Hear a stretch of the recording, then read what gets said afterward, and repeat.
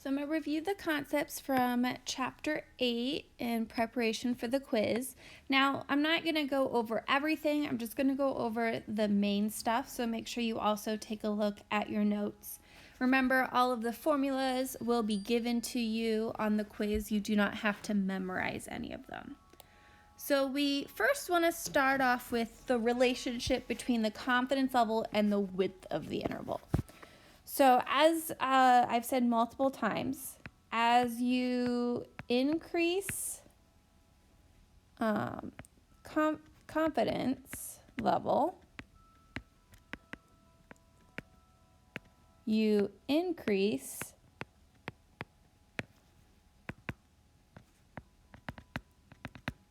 the width of the interval as well.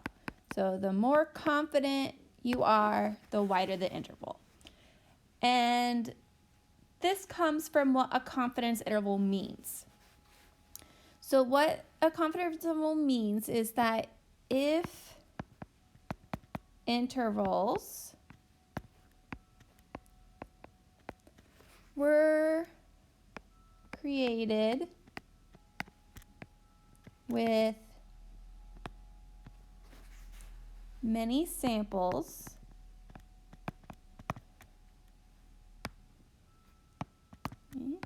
we could be C%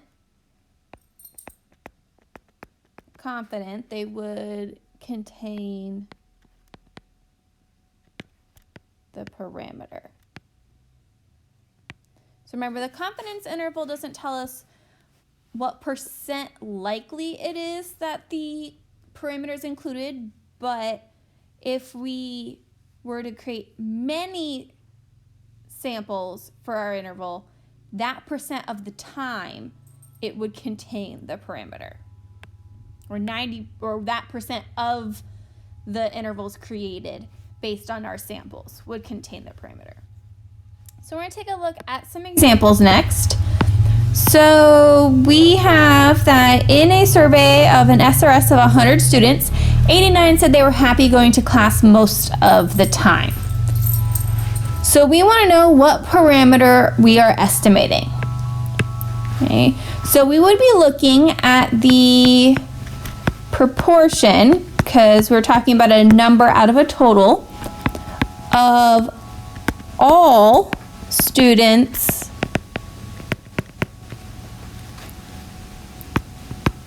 happy to be going to class.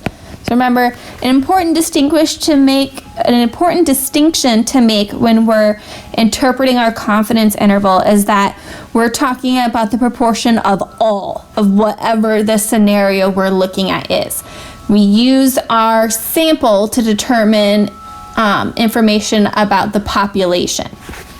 So now we want to actually go ahead and figure out the 80% confidence interval for the proportion of all students who are happy going to class.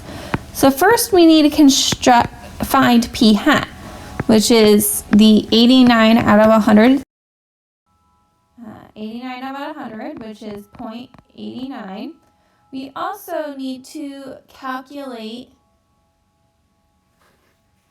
we need to find our Z critical value from our table that we're using. So 80% confident is 1.282.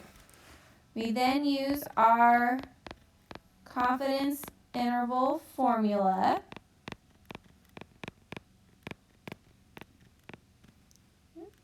We plug in information. We have 0.89 plus or minus 1.282 times the square root of 0.89 times 1 minus 0.89 all over 100.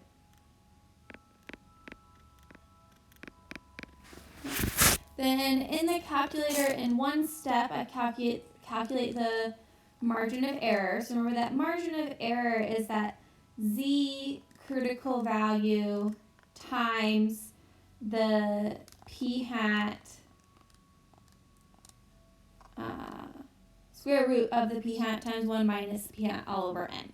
And that's the standard deviation formula for a proportion that comes from chapter 7. So it ends up being 0.04011, which you can write as just 0.04. So subtracting 0.04 from 0.89 gives us the lower value, 0.85. And adding 0.04 gives us the upper value in our interval, 0.93.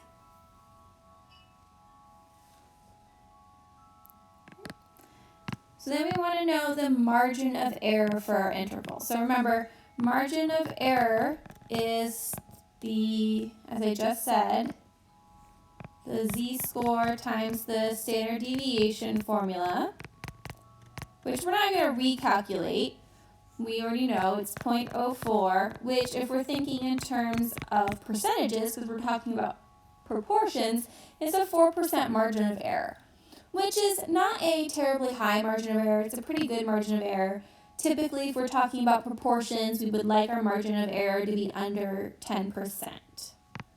Okay. And then lastly, does the 80% confidence interval show that there's an 80% probability that the parameter is in the interval? And the answer is no. Confidence intervals are not probabilities. All right. Instead, we are 80% confident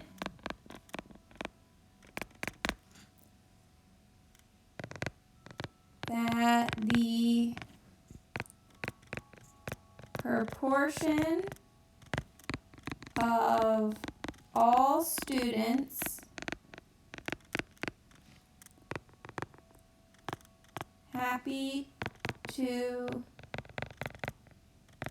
attend class is between 85% and 93%. Remember, all units for a interpretation for a proportion confidence interval are percentages. We're talking about percentages in those confidence intervals. Next, we're going to take a look at means.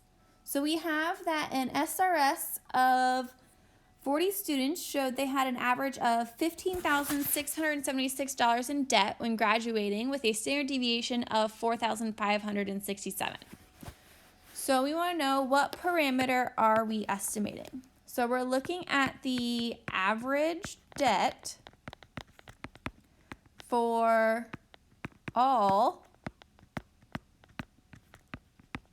graduating seniors. And again, key wording here is all.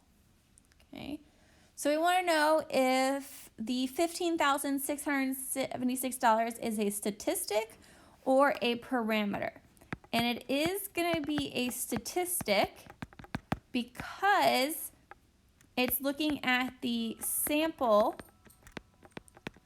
It comes from the sample of the 40 students specifically, which is then going to tell us what formula we're going to use for our confidence intervals. So remember, confidence intervals for a mean, based on whether or not you know information about the population or the sample standard deviation, tells you which formula you have to use. And in this case, we are given information about the sample of 40 students and their standard deviation. So we're given sample standard deviation, which means we have to use the formula x bar plus or minus t critical value times the sample standard deviation divided by the square root of n. Okay.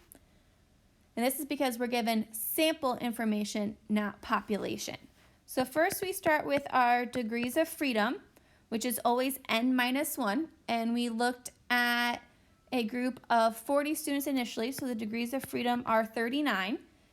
And remember, from our table, 39 is not on there, so we use 30 instead for our t critical value.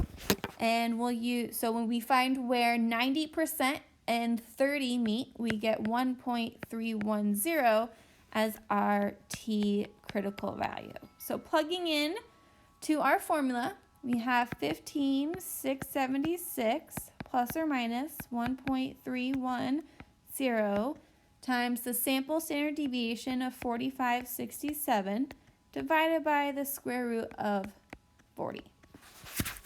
And since we are talking about money here, when we calculate our margin of error, we are going to